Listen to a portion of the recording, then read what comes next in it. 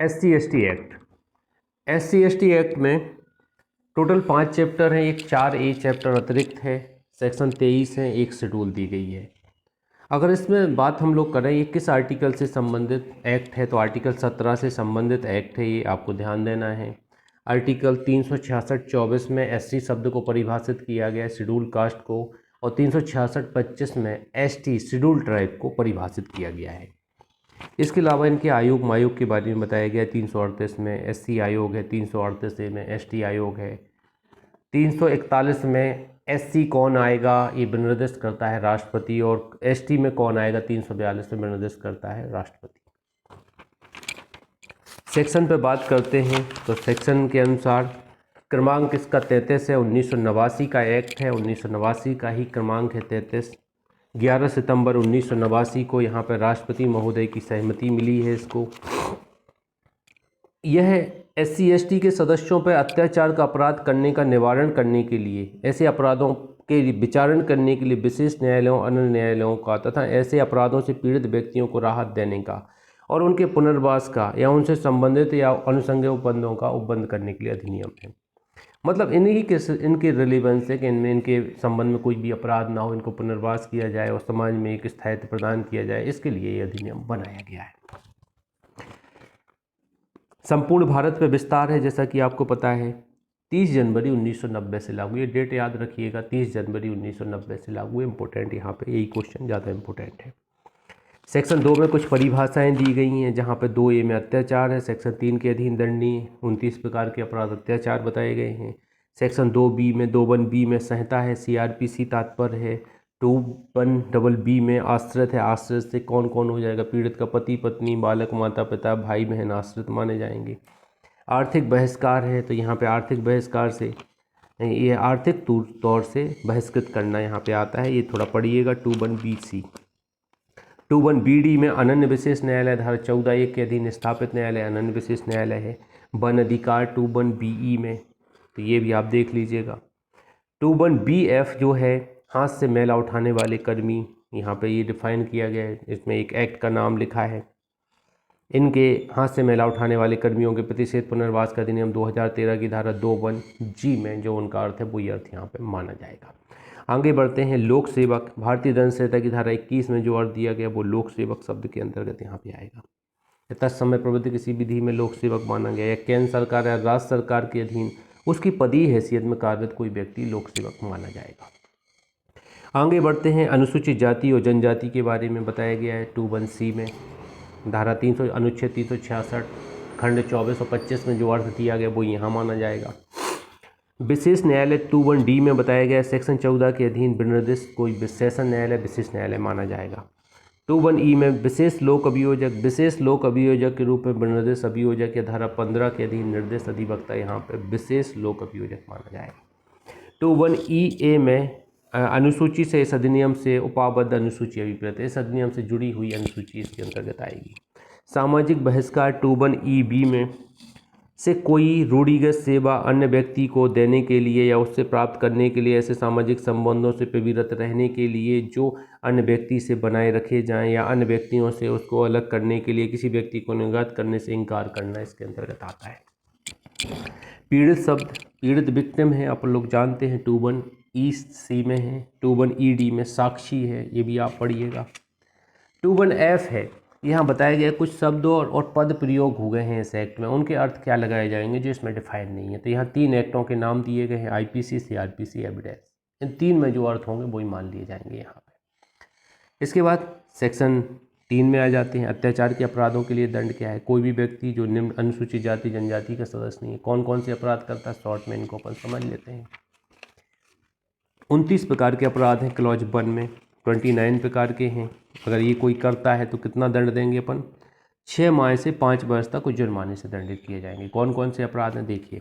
पहला है, ऐसे व्यक्ति को किसी सदस्य के मुख में कोई अखाद्य घृणाजनक पदार्थ रखता है, खाने पीने के लिए मजबूर करता है। A। B कहता है किसी सदस्य द्वारा दखलकृत परिसरों में या परिसरों के प्रवेश द्वार पर मल मूत्र पशु शव घृणाजनक पदार्थ इकट्ठा करेगा। C कहता है ऐसे किसी व्यक्ति को क्षति करने, अपमानित करने, क्षुब्ध करने, आशय से पड़ोस में मलमूत्र, कूड़ा, पशु शव या घृणाजनक पदार्थ इकट्ठा करेगा। डी कहता है ऐसे किसी सदस्य को जूतों की माला पहनाएगा, नग्न या अर्धनग्न घुमाएगा। सब क्लॉज ई कहती है ऐसे किसी सदस्य पर बलपूर्वक ऐसा कोई कार्य करेगा, जैसे उसके कपड़े उतारना, बलपूर्वक सिर का मुंडन करना, पूंछें हटाना, चेहरे या सर को पोतना या अन्य कोई मानव गरिमा के विरुद्ध कार्य। 21F बोलती है ऐसे किसी सदस्य के स्वामित्वाधीन या कब्जे में या उसको आवंटित किसी सक्षम प्राधिकारी द्वारा उसको आवंटित किए जाने के लिए अधिसूचित किसी भूमि को सदोष अधिभोग में लेगा, खेती करेगा, ऐसे भूमि को अंतरित करा लेगा, मतलब कब्जा कर लेगा जबरन।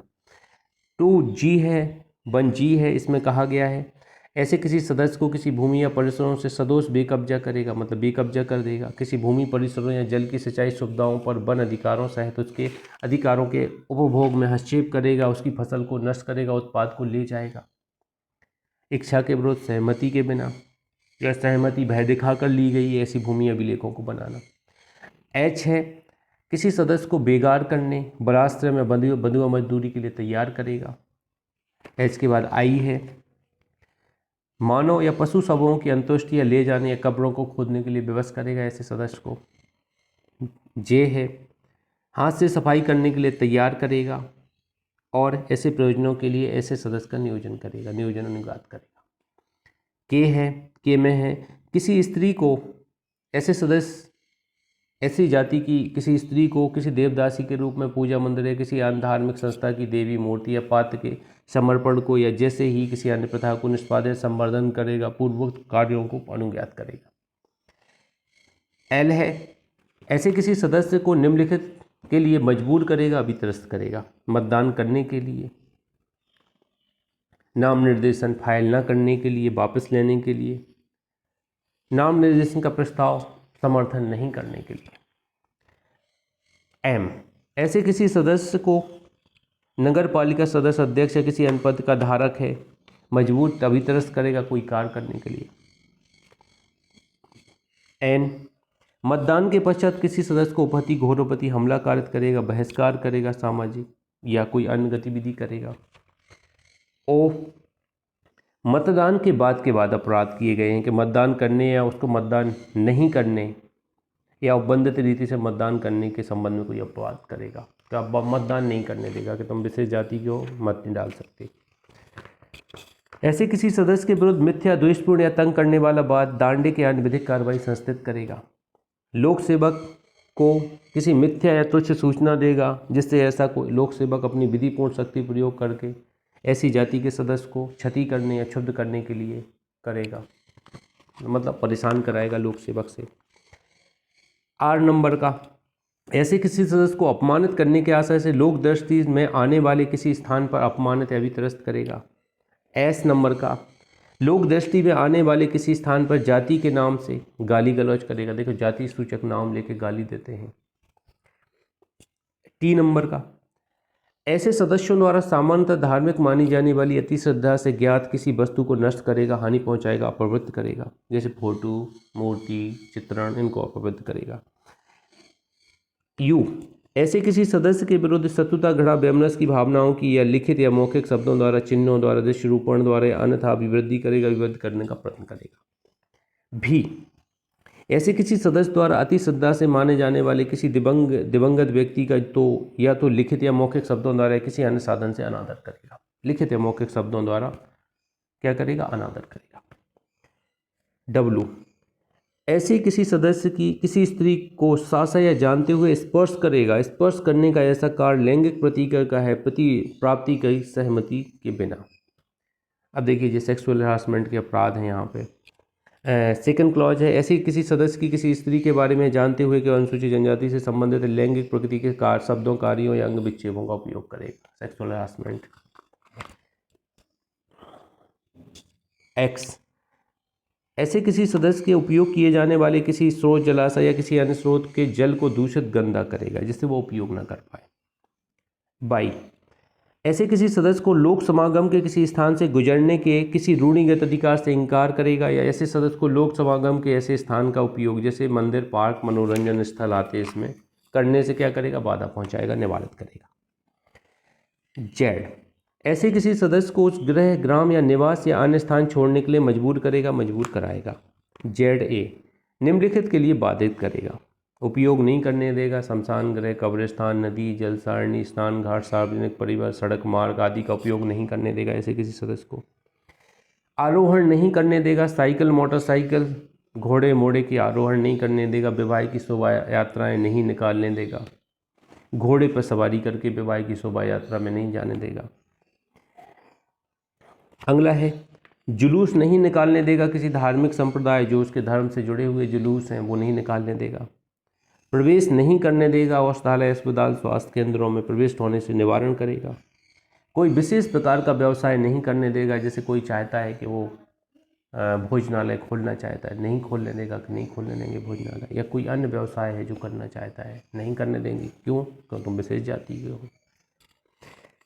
28 नंबर का ZB है जो है जादू टोना करने या डायन होने के विकथन पर ऐसे किसी सदस्य के शारीरिक हानि पहुंचाएगा, मानसिक यातना देगा। देखिए ऐसी महिलाएं जो इस जातियों की हैं उनको क्या हो जाता है, कई बार उनको मान लीजिए शादी होकर लड़की की आई, पति मर गया है, कुछ दिनों बाद सास मर गई, फिर ससुर मर गया, तो आदमी डायन ही घोषित कर देते हैं ऐसी महिलाओं को। ये समाज का बहुत विकृति रूप है। समाज को इस रूप में सुधार करना चाहिए। एक बात जरूर है, आज किसी दूसरे पे हंसेंगे, कल आप पे भी कोई हंसेगा, ये मान के चलिएगा। तो यहाँ पे इस तरह की बात जो होती है इस तरह कर रहा है। और लास्ट है 29वें नंबर का ZC है। ऐसे किसी व्यक्ति के या कुटुंब या उसके समूह का सामाजिक आर्थिक बहिष्कार करेगा या धमकी देगा बहिष्कार करने की, समाज से ही निकाल देंगे। तो 6 माह से 5 वर्ष तक जुर्माने से दंडित होगा। सब क्लॉज 2 कहती है मिथ्या साक्ष्य गढ़ेगा या इस आशय से गढ़ेगा मृत्यु दंड से दंडित किया जाए तो आजीवन कारावास जुर्माने से दंडित होगा। और ऐसे किसी निर्दोष व्यक्ति को मृत्यु दंड हो जाता है ऐसे झूठे साक्ष्य के आधार पर, तो सामने वाले जिसने साक्ष्य दिया है वो मृत्यु दंड से दंडित किया जाएगा। तो यहाँ पे एक क्वेश्चन और आता है, SC/ST एक्ट में अधिकतम दंड कितना दिया जाता है? मृत्यु दंड दिया जाता है। आपको ये ध्यान रखना है। मिथ्या साक्ष्य देगा गढ़ेगा जिससे उसका आशय क्या है 7 वर्ष या उससे अधिक के कारावास से दंड नहीं कराना, तो 6 माह से 7 वर्ष तक या अधिक से दंडित होगा और जुर्माने से भी दंडित होगा। सब क्लॉज 2 कहती है। सब क्लॉज 3 कहती है अग्नि या किसी विस्फोटक पदार्थ द्वारा रिष्टि करेगा तो 6 माह से 7 वर्ष तक जुर्माने से दंडित होगी। और सब क्लॉज 4 कहती है अग्नि या किसी विस्फोटक पदार्थ द्वारा क्या करेगा, किसी भवन में या पूजा के स्थान में, मानव निवास के स्थान में, अभिरक्षा के स्थान में क्या करेगा, दृष्टि करेगा, नष्ट करेगा, तो आजीवन कारावास जुर्माने से दंडित होगा। खंड 2(5) बोलती है कि IPC के अधीन 10 वर्ष से अधिक की अवधि के कारावास से दंडनीय अपराध व्यक्ति या संपत्ति के विरोध जानते हुए करेगा तो आजीवन कारावास जुर्माने से दंडित होगा। 10 साल से ऊपर के अपराध लग जाते हैं संपत्ति या शरीर के विरोध SC/ST के अगेंस्ट, तो यहाँ पे देखिए SC/ST एक्ट लग जाता है। तो 3(2)(5) के अंतर्गत 3(2)(5) बोलती है अनुसूची में निर्दिष्ट कोई अपराध जानते हुए करेगा तो जो अपराध में निर्दिष्ट दंड है उससे दंडित किया जाएगा। IPC की धाराएं लिखी गई हैं। 6 बोलती है जानते हुए विश्वास करने का कारण रखते हुए वह अपराध किए जाने के लिए किसी साक्ष्य को क्या करेगा, गायब करेगा, मिथ्या साक्ष्य देगा, तो जो अपराध के लिए दंड है उस दंड से दंडित किया जाएगा।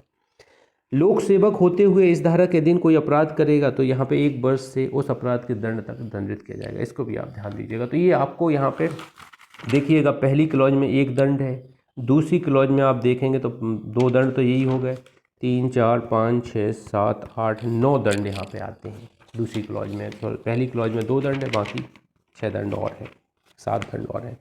सेक्शन 4 में आ जाते हैं कर्तव्यों की उपेक्षा के लिए। आप देखिए कोई लोक सेवक है जिसका काम है ऐसे कृत्यों को रोकना, वो क्या करता है, कर्तव्यों की उल्लंघन करता है। जैसे आप FIR लिखाने गए, FIR नहीं लिखता, एक विशेष जाति के हैं,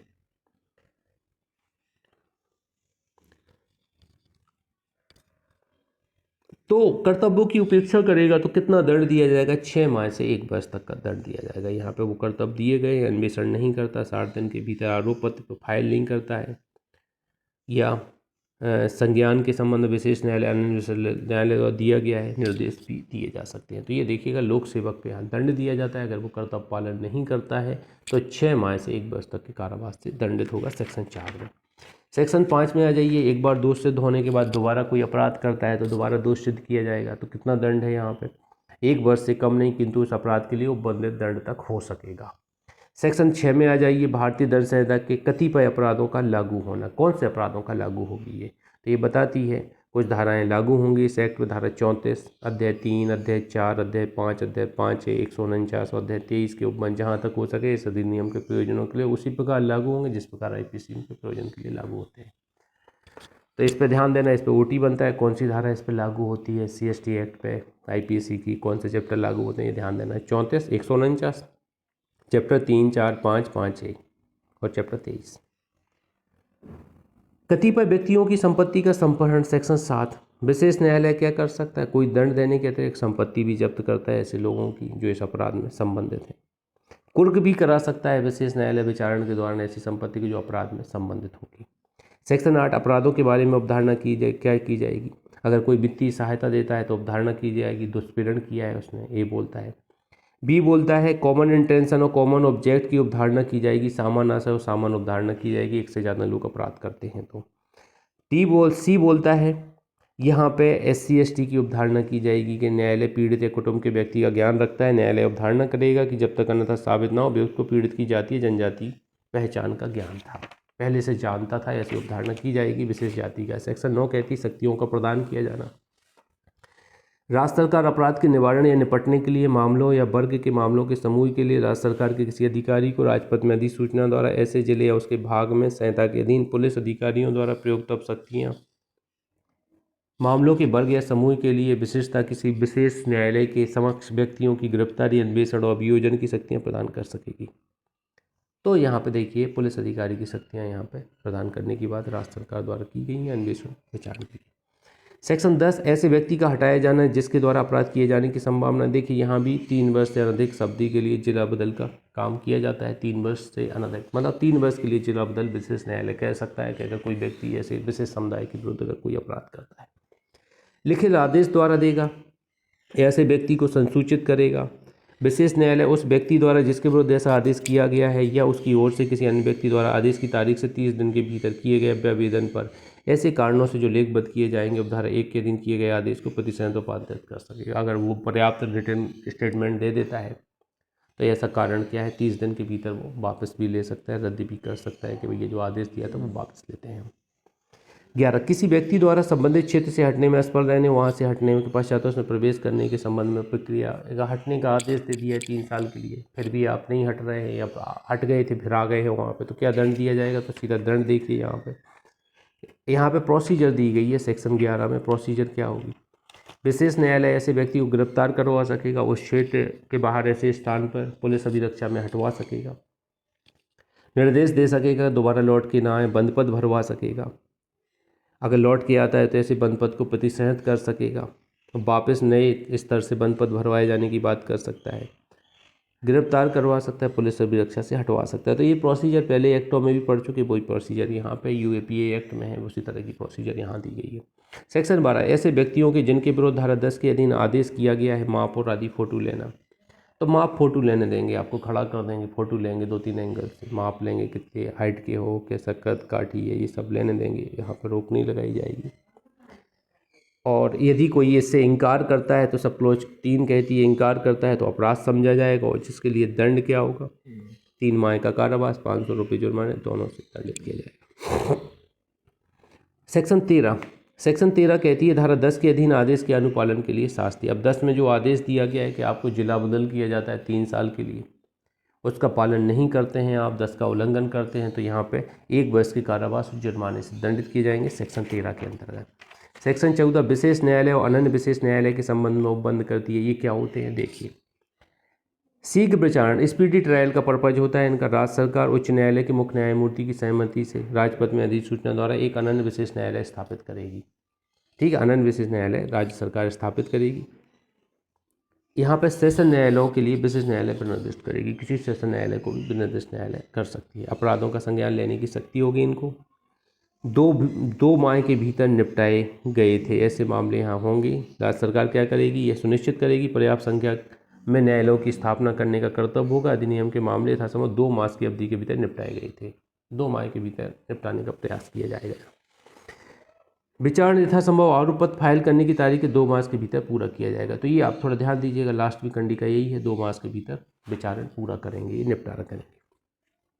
14 में अपीलें हैं। अपीलें किसको होंगी? जैसा कि विशेष न्यायालय सेशन कोर्ट होता है तो अपील हाई कोर्ट में होगी, विधि होता तो दोनों के संबंध में अपील की जा सकेगी। यहाँ पर विशेष न्यायालय अनन्य विशेष न्यायालय की जरूरत है। अपील कितने दिन में होगी? तो इस धारा के अधीन प्रत्येक अपील निर्णय आदेश दंडादेश की अपील के 90 दिन के भीतर की जाएगी और पर्याप्त कारण होने के बाद 90 दिन के बाद भी की जा सकती है। ये देखिएगा सब क्लॉज 3 में लिखा हुआ है। परंतु किसी भी हालत में 180 दिन से अधिक नहीं होगी, मतलब 90 दिन और प्लस 90 दिन और बाद आप अपील कर सकते हैं, लेकिन 180 दिन के बाद तो कभी होगी ही नहीं अपील। सब क्लॉज 4 कहती है निपटारा कितने दिन में करेंगे मामले का। हमने देखा था चालान तो आपको 2 माह में कर देना, निपटारा 3 माह में कर देना है। आपको निपटारा 3 माह में कर देना है। विशेष लोक अभियोजक और अनन्य विशेष लोक अभियोजक सेक्शन 15 बताती है राज्य सरकार एक विशेष न्यायालय के लिए एक लोक अभियोजक नियुक्त करेगी, जिसको कितना एक्सपीरियंस होना चाहिए? 7 वर्ष का एक्सपीरियंस होना चाहिए और विशेष लोक अभियोजक भी नियुक्त करेगी। सेक्शन 15 पीड़ित और साक्षी के अधिकार दिए गए हैं। तो पीड़ित और साक्षी के अधिकार क्या क्या है? जो संवैधानिक राइट है वही अधिकार निष्पक्ष और सम्मान गरिमा के साथ किसी विशेष आवश्यकता के साथ व्यवहार किया जाएगा, उनके साथ आवेदन करने का अवसर दिया जाएगा, कार्रवाइयों में हकदार माना जाएगा, आश्रित को हकदार दिया जाएगा, सूचित किया जाएगा। ये पीड़ित के अधिकार होते हैं और साक्षियों के अधिकार होते हैं। 15A में इनको जोड़ा गया है।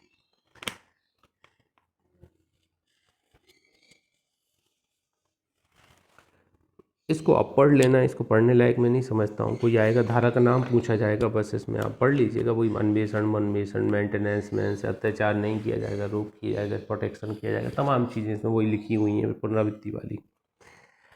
सेक्शन 16 राज्य सरकार की सामूहिक जुर्माना अधिरोपित करने की। देखिए राज्य सरकार सिविल अधिकार संरक्षण अधिनियम 1955 की धारा 10A के उपबंध जहां तक हो सके इस अधिनियम के अधीन सामूहिक जुर्माना अधिरोपित करने और उसे वसूल करने के प्रयोजन के लिए उससे संबंधित सभी अन्य विषयों को लागू होंगे। तो ये भी उपबंध आप ध्यान दीजिएगा। किसके उपबंध? 10A के सामूहिक जुर्माना अधिरोपित करने के। और भी 1-2 एक्टों में हैं, जिस एक्टों में हैं उनकी धाराएं आप थोड़ा याद रखिएगा किस एक्ट में और सामूहिक जुर्माना लगता है। विधि और व्यवस्था तंत्र द्वारा निवारक कार्रवाई। तो ये निवारक कार्रवाई करने के लिए कौन सा अधिकारी ऑथराइज है? डीएम है, एसडीएम है, एग्जीक्यूटिव मजिस्ट्रेट है, डीएसपी से आने में 4 अधिकारी में से कोई भी लॉ एंड ऑर्डर मेंटेन कर सकता है। इस संबंध में कौन सा? डीएम, एसडीएम, ये 4 अधिकारियों के नाम याद रखिए। एग्जीक्यूटिव मजिस्ट्रेट, डीएसपी से आने में पुलिस अधिकारी। अत्याचार ग्रस्त क्षेत्र घोषित कर सकेंगे। ये देखिए लॉ एंड ऑर्डर मेंटेन करने के लिए अत्याचार क्षेत्र घोषित कर सकेंगे सब क्लॉज 1 में। और चैप्टर 8, 10, 11 के उपबंध लागू होंगे सीआरपीसी के। और सुरक्षा की भावना पुनः लाने के लिए कोई अन्य समुचित कार्रवाई ये कर सकेंगे। इसके बाद 18 में आ जाएंगे। अधिनियम के अधीन अपराध करने के वाले व्यक्तियों को संहिता की धारा 438 का लागू न होना। अग्रिम जमानत के संबंध में प्रोविजन यहाँ पर लागू नहीं होते हैं, इसमें आपको ध्यान देना है। सेक्शन 18 ये 2018 में जोड़ी गई है इस एक्ट में। पहले क्या था? बीच में ये आया था कि डीएसपी इन्वेस्टिगेशन करेगा और इन्वेस्टिगेशन में सही पाएगा तो मामला दर्ज होगा। इस तरह की गतिविधियां आई थी बीच में, तो उसको स्पष्ट कर दिया है। काफ़ी आंदोलन हुए इसमें और अब पूर्ववत स्थिति कर दी है कि अब कोई भी अगर एफआईआर लिखाता है SC ST एक्ट में तो डायरेक्ट अरेस्ट कर दिया जाएगा। संज्ञेय मामला है, जमानत नहीं होगी, असंज्ञेय अजमानती मामला माना जाएगा। तो उसी चीज़ों को 18 ये स्पष्ट कहती है। इसको मैं पढ़ के बताता हूँ। इस धारा के प्रयोजन के लिए किसी व्यक्ति के विरुद्ध एफआईआर दर्ज करने के लिए प्रारंभिक जांच आवश्यक नहीं होगी। अन्वेषण अधिकारी को किसी व्यक्ति की गिरफ्तारी के लिए पूर्व अनुमति की आवश्यकता नहीं होगी। यदि किसी व्यक्ति की गिरफ्तारी के लिए आवश्यकता हो इस अधिनियम के अधीन या किसी अन्य कानून को तत्समय प्रवृत्त हो तो किसी अनुमति की आवश्यकता नहीं, जांच की आवश्यकता नहीं है। एफआईआर लिखा है, सीधा अरेस्ट करो, एक्शन लो। न्यायालय के किसी निर्णय, आदेश या निर्देश के होते हुए भी संहिता की धारा 438 के बाद इस अधिनियम पर लागू नहीं होंगे। मतलब यहाँ पे आप ध्यान दीजिएगा 2018 SC ST अमेंडमेंट द्वारा ये जोड़ी गई है, जिसमें ये कर दिया गया है कि भाई कोई जांच नहीं करना, कोई वो नहीं करना, पूर्व अनुमति जरूरी नहीं है और अग्रिम जमानत भी नहीं मिलेगी। इनमें रियायतें दी जाने लगी थी। इसको पूरी तरह से फिर से पूर्ववत कठोर कानून ये बना दिया गया है। सेक्शन 19 कहती है इस अधिनियम के अधीन अपराध के लिए दोषी व्यक्तियों को संहिता की धारा 360 या परिवीक्षा अधिनियम का उपबंध लागू न होना। तो 18 वर्ष से अधिक वालों को लागू नहीं होगा, लेकिन 18 वर्ष से कम वाले हैं उनको लागू होगा। ये परिवीक्षा का लाभ दिया जाएगा 18 से कम वाले हैं। सेक्शन 20 अधिनियम का अन्य विधियों का अध्यरोही होना। तो ये अधिनियम क्या वरीयता है अन्य विधियों के ऊपर। मान लीजिए RTI एक्ट के कानून लागू होते हैं और SC ST के, तो SC ST को वरीयता दी जाएगी, अध्यरोही प्रभाव रखेगा ये। सेक्शन 21 में आ जाएंगे।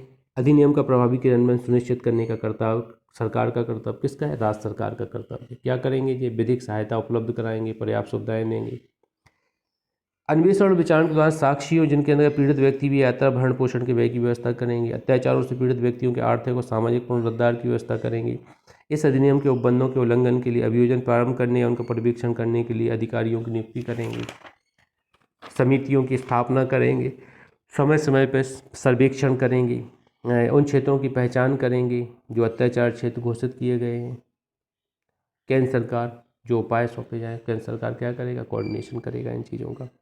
संसद के पटल पर रखे जाएंगे ये चीज़ें तमाम। सेक्शन 22 सद्भावपूर्वक की गई कार्रवाई से संरक्षण 3-4 लोगों को दिया गया है। केंद्र सरकार को, राज्य सरकार को, सरकार के किसी अधिकारी प्राधिकारी को, चाहे केंद्र या राज्य के हो, किसी अन्य व्यक्ति को भी यहाँ पर संरक्षण दिया गया है। 4 लोग। नियम बनाने की शक्ति 23 में केंद्र सरकार को दी गई है। ऐसे नियमों को संसद के प्रत्येक सदन के समक्ष रखा जाएगा कुल 30 दिन के अंतर्गत। अब यहाँ देखिए एक शेड्यूल जोड़ी गई जिनके अंतर्गत आने वाले अपराध भी यहाँ पे उसमें आएंगे। किसमें? धारा 3, 2, 5 में आएंगे ये अपराध। तो ये भी इन्हीं दंडों से दंडित किया जाएगा। तो यहाँ पे अपन चैप्टर 22 पढ़िएगा तो याद हो जाएंगे ये। जैसे चैप्टर 5A में 2 धाराएं 120 120 120 भी आपको पता है, षड्यंत्र है, षड्यंत्र का दंड है।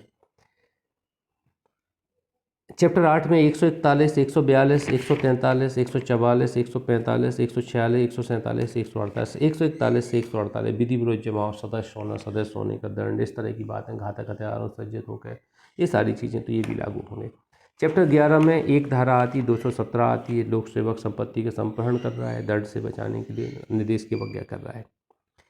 चैप्टर 16 में यहाँ पे 18 सेक्शन आती है, 319 320 323 324 325 326 है। देखिए 326 नहीं आती इसमें, 326 बी आती है, 332 आती है, 341 354 354 ए 354 बी 354 सी 354 डी।